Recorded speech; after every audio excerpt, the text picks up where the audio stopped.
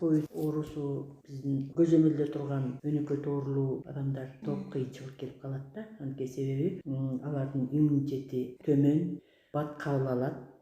Иммунитет төмөн болгондон кийин, значит, ковид ошо оорулууга өтө мындай кооптуураак болуп саналат да. Анткени себеби бул эми жанагы өнөкөт оорулардан биринчи очередь кант диабети деп коебуз. Экинчиден давление, высокий давлениясы бар, давлениялар жогору болуп жүргөн оорулар. Менен катар жанагы салмагы ашык. Анткени себеби организмде жанагы холестерин көп болот. Май бүртүкчөлөрү болгон жанагы кан тамырлар ошо май бүртүкчөлөрү басып, алып туруп бүтөп, организмдеги кан айлануу начарлайт. Онкологический оорулар деп коебуз. Ошол онкологический оорулар дагы кичине кооптуураак да.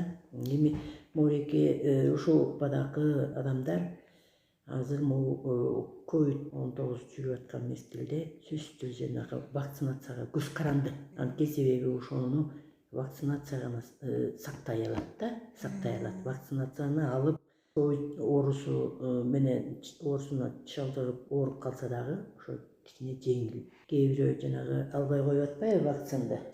Өтө оорураак өтүп атат да, менин байкамыма караганда. Биз биринчи турда вакцинацияны жүргүздүк, бирок экинчи вакцинацияны эми келип алып эми кылып атышат. Ал 21 күндө 28 күнгө чейин алыш керек да. Ошол мезгилде кичине эме кылып калгандар кичине более мындай жеңилирээк. Ошо өнөкөт оорусу барлык адамдар вакцинация алганда кандай көтөрүп жатышат вакцинация? Биякта болгону жана Кытайдан келген эле Sinopharm жазып атабыз. Sinopharm берки спутникке жанагы AstraZeneca'га караганда эч мындай побочный, андай особый мындай аябай эме болуп, мындай бир өзгөчө ошо вакцинация алгандан кийин мен мондай болуп атам деп эч ким да жаловаться эткен жок. Ама ошо өнөкөт ооруларга сиз сахар, давление, салмак ашыктар, онкологиялык оорулар деп кеттиңиз. Ушуга бронхит да киреби? Мындай өнөкөт деп өпкө ооруларына. Өпкө оорулары хронический бронхиттер, ХОЗЛ деп коебуз. Хронические обструктивные заболевания легких деген бар да, вот. Ошол кирет, пневмония. Эң азын алуу үчүн бул эң биринчи жолу эле бул вакцинация деп жатасыз да, ошону эл туура түшүнүп кабыл алып атабы? Биринчи ошол могуреки вакцинация жүрөт деген мезгилде ошо түшүндүрүү иштери башталганда элдер таптакыр эле башкача кабыл алышкан. Азыр менин оюм боюнча түшүнүп калышты. Кээ бирөө самостоятельно өзү келип жазып атат. Мен алышым керек экен депчи.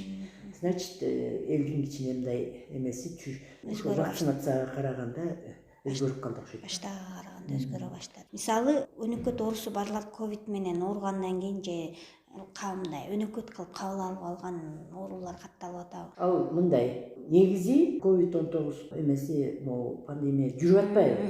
Мындай алып караганда элдин арасында вирус сплошь рядом эле аралап жүрөт да.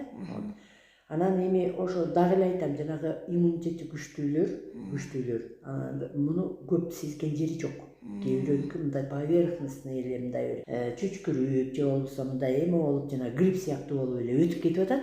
А кээ бирөөнүкү ошо именно жана боли сустава, головные боли, тамагы ооруп, аябай эме кылып, көбүнчө муну кожный эмелер, проявлениялар аябай көп болду да. Менин байкамыма караганда бул уже ковидтин эле синдрому. Ковидтин эле синдрому. Ал ошол именно ковид менен ооруп меткенден кийин ошол жанагы муун оорулар пайда болду дегенге мен кошулбайт элем да. Анткени себеби ошол ковидтин эле синдрому. Тукум куучулук өнөкөт ооруга кирбейт да. Кирбейби? Кирбейт. Тукум куучулук өнөкөт ооруга кирбейт. Өнөкөт оору деген бул эмне?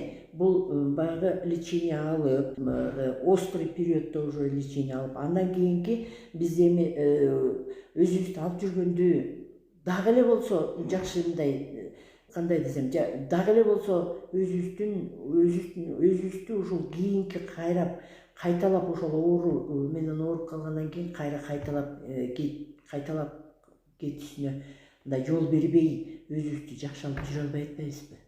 Вот ошонун үчүн эмет, анан жанагы определенный эмет, острый периоддон кийин обязательно жанагы 6 айга чейин острый период деп эсептелинет. 6 айдан өткөндөн кийин если кайра ошол повторение болуп, кайра кайталанып эме кылып нетсе, уже хронический өтүп калды деп